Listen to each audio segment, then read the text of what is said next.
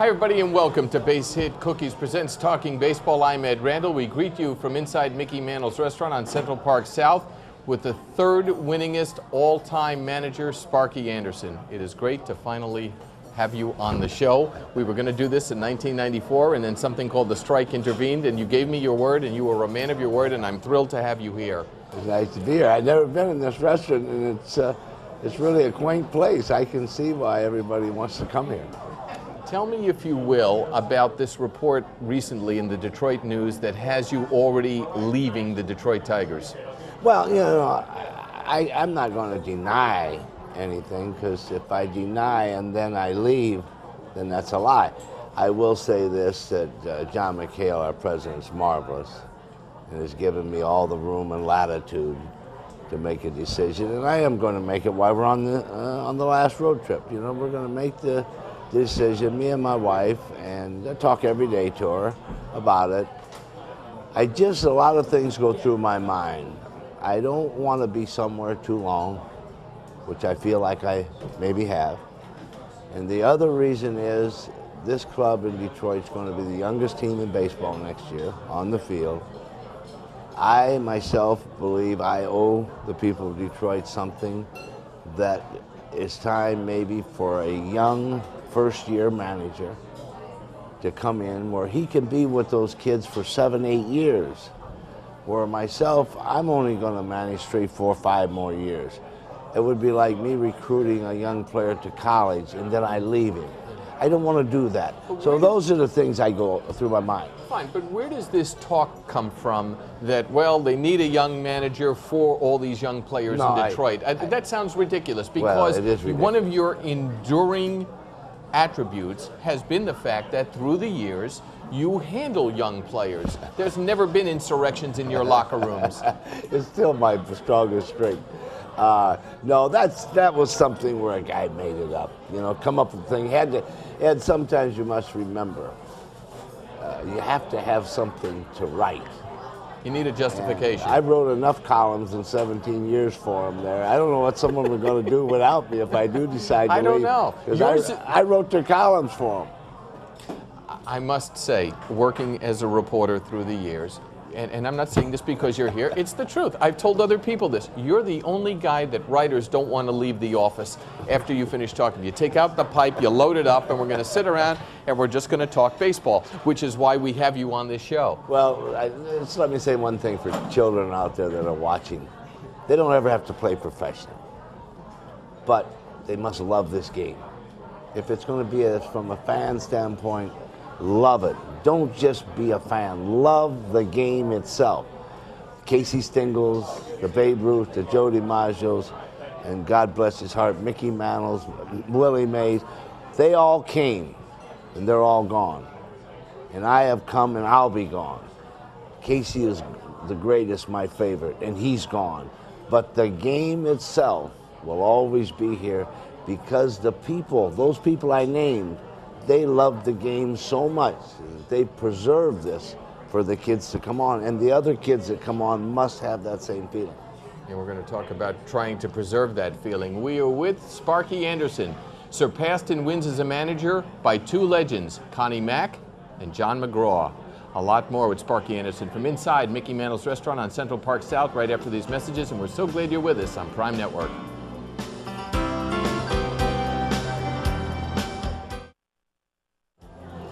Welcome back to Talking Baseball from Mickey Mantle's restaurant in the heart of New York City. From Maine to Miami, from Seattle down to San Diego, we're talking baseball 12 months a year as the nation's only year-round baseball talk show. This is our 8th year of doing so, and we welcome you wherever you may be watching, and we are pleased and honored to finally have with us Sparky Anderson. There is something that you have in your collection at home in Thousand Oaks, California, that nobody in the world has. Nobody in the world ever has had, and nobody in the world ever again will have. I have a ball signed by the Pope, and it was given to me 2 years ago on my 60th birthday. And the Monsignor of Florida, when he went to see the Pope, had it hidden in his briefcase and took it, and during his audience with him, he asked him if he would, and the Pope asked him, naturally, not in English. He asked him, what is baseball? And then he showed him an 8x10 picture of me, and he still didn't understand. But he said, if this is something special, I will do it. He signed it in Latin, and it signed it, bless you, my son, and it signed his name. He never puts the Pope, and I didn't know this about him. He never signs the Pope. He signs his full name. And it's in a glass container, in a crystal holder, in a big gold thing that it sets in. And there's nobody in the world will ever get that. And some people say that there's no limit on how much it's worth. Well, they don't have to worry about it because they're not leaving my home. And there's no truth to the rumor that there's a Tigers hat in Castel Gandolfo somewhere. No, right? I will say this. I know one thing. The Pope has no power over baseball. In 1995 wouldn't have been the way it was.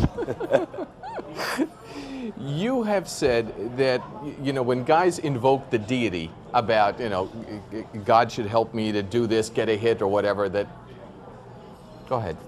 God bless you at birth. I believe this.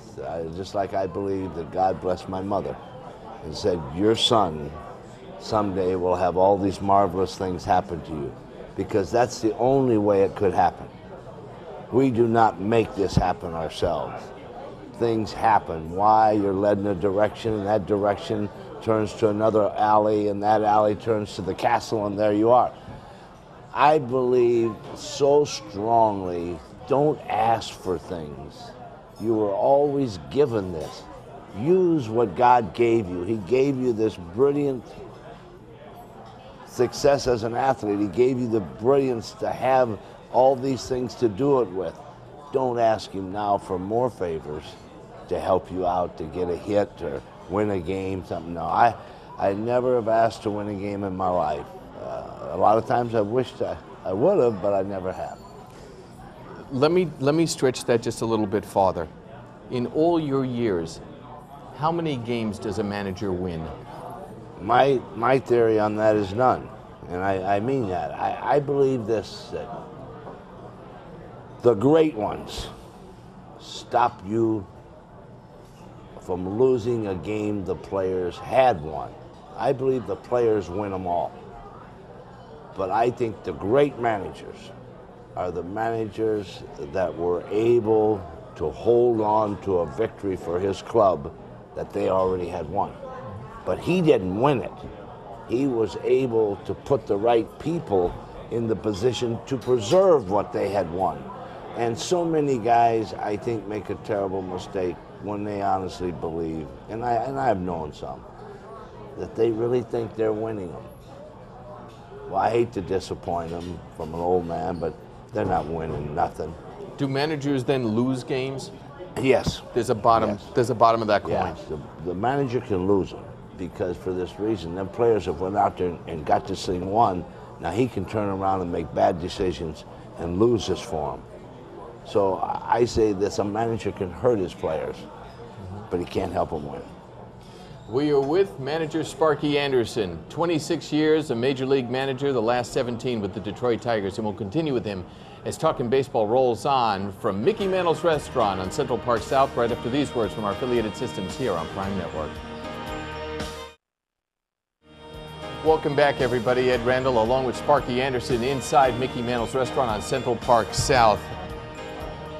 You have had an outstanding major league career, but I'd like people to hear the story of your departure from Cincinnati, because I had read that you had gone to a hotel to meet with Dick Wagner, then the general manager of the Cincinnati Reds. You tell the story. Dear friend, and to this day is a dear friend. We're very close.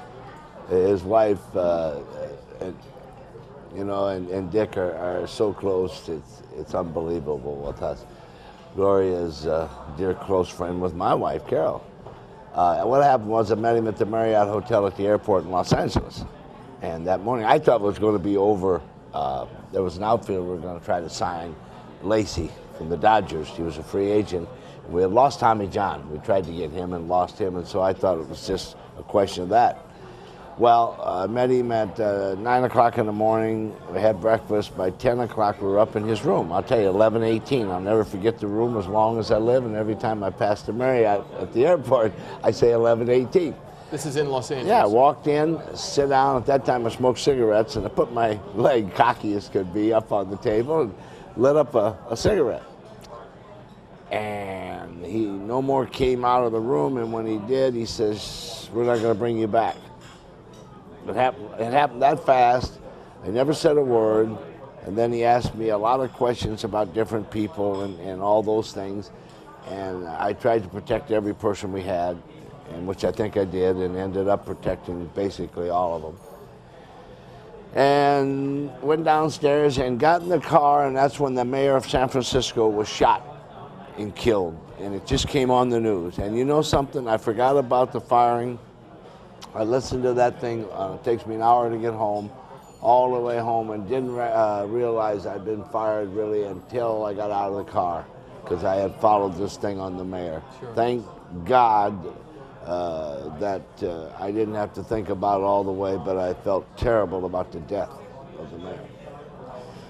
Which brings me to something I was going to bring up later in the show, but you lead into it, so I got to go with it now. I can remember coming into your office as a reporter, which I've done often. That's how we've gotten to know each other. And one night at Yankee Stadium, you suffered a particularly close and frustrating loss. And somebody, wasn't myself, some other reporter said to you something along the lines of, "Well, Sparky, this is terrible and this is heartbreaking and everything else." And you paused and very distinctly, I remember, you put down your pipe on the desk in the manager's office at Yankee Stadium and said, "No, I'm going to give you some lessons here." You said this politely. It wasn't like you were holding court. And said, on what is truly a tragedy. And that would be if, God forbid, something happened to my grandkids or something like that. You've always kept this in perspective. And you talk about this now in terms of Dallas Green dealing with the young kids over at the New York Mets and how his heart breaks all the time. Yeah, Dallas is a marvelous man. And I think he's proving it right now with the job he's doing. You know, he got things finally squared around over and got some good kids, and Dallas is proving that Dallas is meant to manage the Mets. I mean, he fits perfect with them. But you've Bucky always kept, Showalter showing that with the Yankees. But you've always kept now you keep what you do in perspective. Maybe not at one time. When I was young, probably I did. Now, the only thing to me that is important is my family. And my family includes everyone that's in the clan. You know, you have a clan. That's important because nobody else outside of the family cares. They might tell you they care, but they do not care. When I disappear from the game, I'll be able to walk, go anywhere, and nobody's going to bother me. And that's the way it should be. You know, a lot of people are offended that they're no longer noticed. Not me, because I believe this way. You walk the walk, and you were there. Now don't ask the people to bow to you that you no longer walk the walk. When you're no longer there, you're not part of that walkway. And don't try to be. Don't try to hang on to something that is no longer there. And it's up to this point, and I hope it does go on. If it don't, that's all right. But I have had the greatest walk of a boy from Bridgewater, South Dakota. Nobody could ever dream up or come up with a wild idea that I would be behind John McGraw. If they could come up with that idea, and if I could have come up with that, they'd have put me in the insane asylum. We are with Sparky Anderson, whose career as manager rivals the immortals in the game of baseball. And we'll continue with him from Mickey Mantle's restaurant right after this on Prime Network.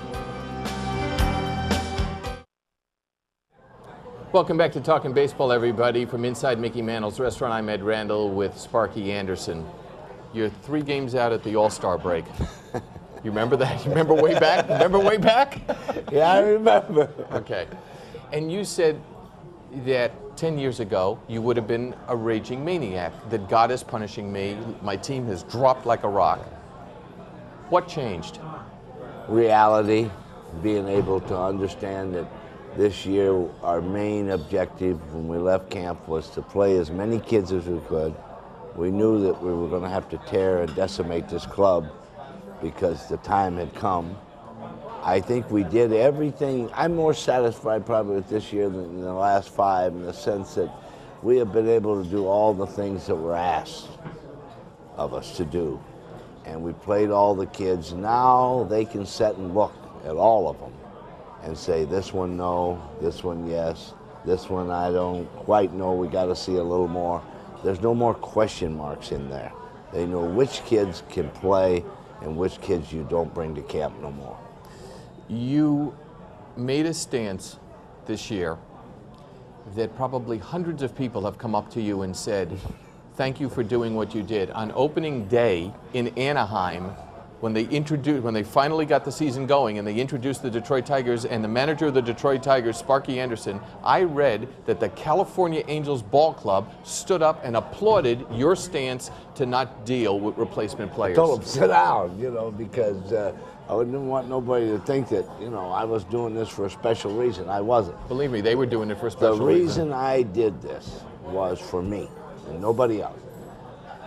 I cannot be a part of a farce, and I will not tone it down. This was an outrageous portrayal of a farce to the American people. And you cannot do this to baseball people. And it's proven this year that you do not play games with baseball people. They've had enough of it over the years. And they've tricked them a little bit, and they've come back. No more. The party's over. The fan says this way, you'll give it to me straight up from this day forward, and you're going to give it to me, or you ain't going to have me in your seat no more. And that's the way it should be. And I will say this, I am prouder of the fans this year than any one thing, because they showed they will not be betrayed. And you cannot come up with something like that. All you had to do in that whole incident was lock all the gates. Every camp be locked up. Now sit there like two grown-ups, player association and ownership, and fight this thing out. But don't one side try to play an end run and bring a joke and a fiasco to the American people. I won't be a part of that. I won't have that on my name. You know that thing, the baseball thing that was done this winter by Burns? I thought it was tremendous. And I don't think there was ever a better job done about things. But they're going to have another one, and it's going to be over 1994 and 1995. And when that one comes, I don't want my name attached to it. And I told my children, I told my grandchildren, Grandpa will never be involved in that. Don't look for him, because you'll never see him. And a lot of people are very proud of the fact that you took the stance you did. We are with Sparky Anderson. Welcome back to Mickey Mantle's. Just about 90 seconds left with Sparky Anderson. Money is not a consideration. You'd like to stay in the game for about 3 more years or so. I read it would be with a contending ball club. Do you go back to Cincinnati? And you yourself have said you never go home because you can never recreate it. You never can recreate. No, you never can. But the one thing that I think that a person always has to do is, once this is over, take 30 days. Don't get hurried. My wife said, whatever we do, let's just sit and wait. And you know something, in all fairness to every club, I might not ever be asked. And you know what? That would not be wrong, and I would not be insulted by it, because that would mean this, that everyone felt that your career was long enough and it's time for you to stay home. And believe me, you would never, they couldn't get me to say a bad thing about this game if they had me up there torturing me and put me on the cross. It's the greatest game. No interest, though, in being a GM, right? None whatsoever, never would be, and it just cannot be locked up inside. I'm too nervous of a wreck. It is my great honor to have you on the show finally, and I hope that you will come back again, Sparky. Best wishes to you, and thank you so much for being with us. And on behalf of Base Hit Cookies and all of us here inside Central Park South at Mickey Mantle's Restaurant, I want to thank you very much for watching and listening to Talkin' Baseball here on Prime. Bye-bye, everybody.